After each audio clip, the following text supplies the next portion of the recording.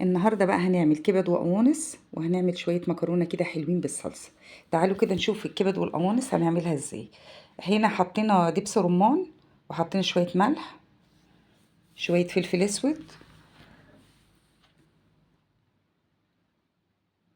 هنحط كده شوية بهارات فراخ. دي طبعا خلطة هننقع فيها الكبد والقوانص لمدة ساعة.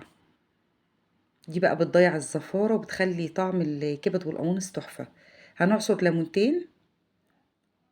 ده كده نص ليمونة ونص ليمونة. هنحط تاني ليمونة تانية.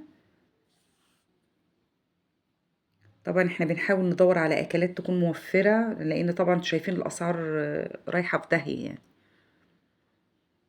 هنحط بقى كمان شوية خل ابيض. وزي ما قلت لكم اهم حاجة ان الكبد والقوانص تبقى في الخلطة دي لمدة ساعة عشان تشرب منها وتبقى طعمها حلو.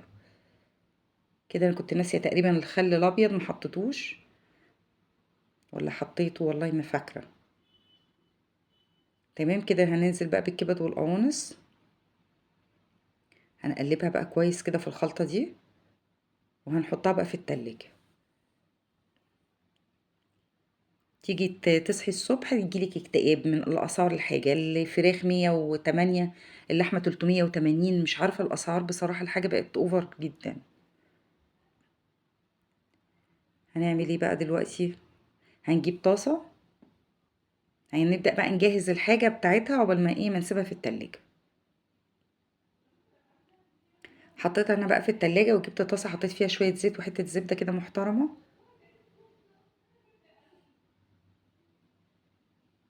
ماشي كده بعد ساعة أنا خلصت نقعت الكبد والقوانص، وهنزل عليه هننزل بالكبد والقوانص في الزيت. هنسيبها بقى تهدى، يعني هنسيبها براحتها علشان الكبد والقوانص تستوي.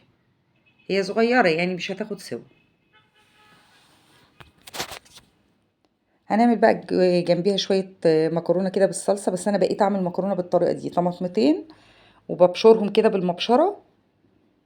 ما بضربش بقى في الخلاط وبتاع وكده، ولا بسلق المكرونة. أنا على طول دلوقتي بعمل مكرونة بالطريقة دي. سهلة وبسيطة وفي ثواني. يعني انتي ممكن حتى لو عندك العيال جعانين ولا حاجة، هتعملي شوية المكرونة دول، تحمري جنبيهم بطاطستين، خلصت.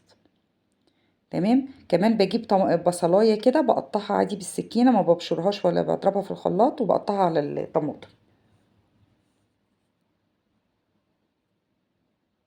مش عارفه انا رحت اجيب البصله غبت قوي كده ليه. تمام. هبدا بقى اقطع كده البصله بالسكينه تقطيع عاديه خالص. بعد كده هجيب لها قرن فلفل برضو هحطه عشان احنا بنحب الحاجه الحراقه.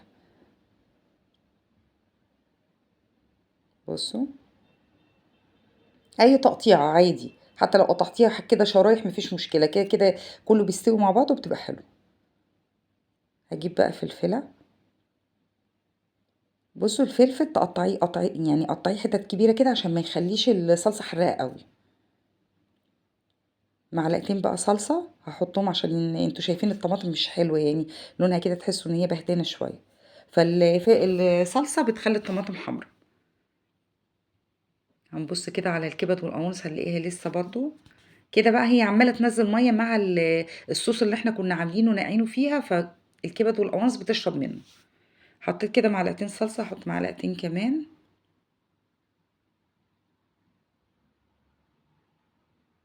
شويه فلفل اسود، شويه شطه عشان الفلفل ده مش حراق قوي، شويه ملح. هنسيبها بقى تتسبك قوي وتاخد وتدي مع بعض. رشه زيت. برضو انا بحاول اعمل لكم اكلات مش مكلفه. يعني انا بجرب مره احط لكم زبده بلدي، ممكن احط زيت مفيش مشكله عشان الدنيا تمشي، يعني مفيش زبده. وانتوا عارفين الزبده دلوقتي الكيلو داخل في 300 وحاجه. ماشي. بدأت كده الصوص بتاع الكبد والقوانص ينشف. بصوا شكلها بقت تحفه. بدأ الزبدة والزيت يطلعوا على وش الكبد والقوانص.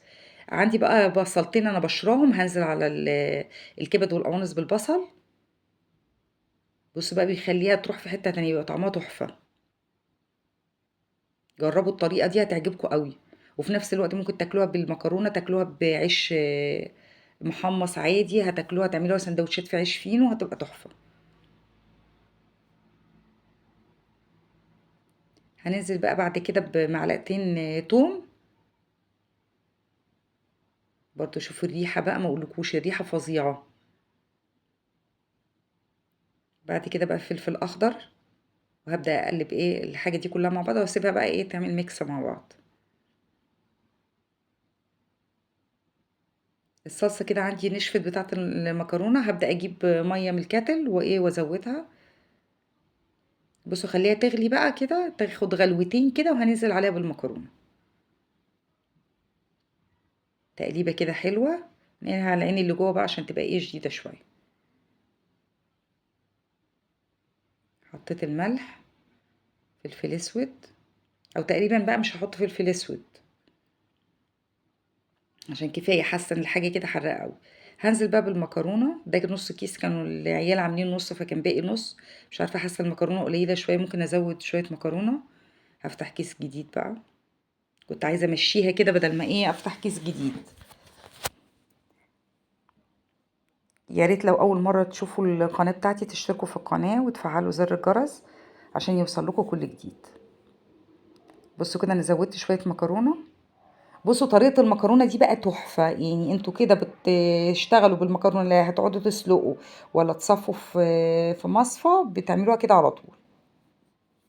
كده احنا خلصنا، هننزل بقى بالكبد والقوانص. بصوا تحفة. بصوا شكلها خطير، بجد شكلها تحفة. بصوا هي اتهرت شوية بس يعني عندي البنات بيحبوها قوي، طرية كده. يعني هم حتى لما شافوها كده اتبسطوا قوي، قالوا لي يا ماما ده كده جميلة. بصوا بقى المكرونه نزلت، المكرونه بقى ما اقولكوش والله فظيعه، عمركم ما تلاقوها معجنه ولا تلزق في بعض كده، تحفه بجد. يعني بجد اللي هيجرب المكرونه بالطريقه دي عمره ما هيعملها غير كده. البصلايه كمان بتدي طعم حلو قوي للمكرونه. وسهله بقى، لا تقعدي تصفي وتغسلي مكرونه وترجعي تنقعي.